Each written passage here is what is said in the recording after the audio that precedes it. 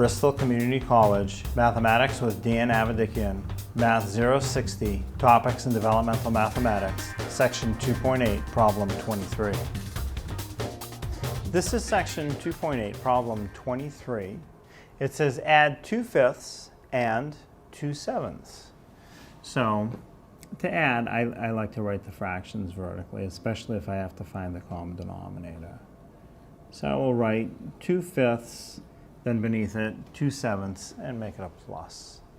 Now, for my common denominator, my denominators are 5 and 7, so I want to set up a fraction next to each one with the denominator that I can make the same.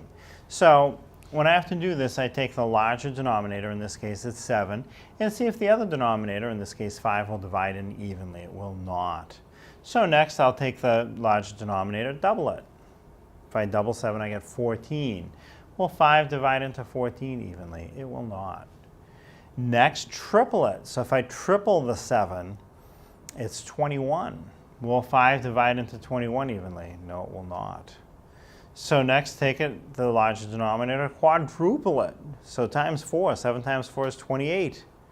Will 5 divide into 28 evenly? No, it won't. So just keep going. So we did times 4. That didn't work. Do times 5.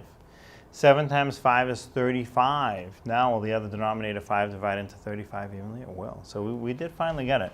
This one took a few tries. So 35, they both divide into 35 evenly, both denominators. So now I can find the numerators that will make the fractions equivalent. So 5 times some value became 35. Well, it was times 7. So the numerator, the 2, is multiplied times that same value of 7. 2 times 7 is 14. Now, same thing for the lower fraction. 7 times some value became 35. It was times 5.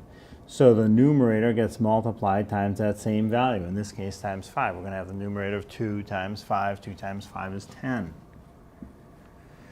So now I have common denominators. My answer will be something over 35. This is an addition, so I'll add the numerators. 14 plus 10 more is 24. So I have 24 over 35. Now, can I reduce that? Are there any numbers I can divide into both 24 and 35 evenly? And it turns out no, there are not. So for 35, I can see it's just 5 and 7, and 5 doesn't go into 24 evenly, and neither does 7. So 24 over 35 is as far as you can go. That's the last answer.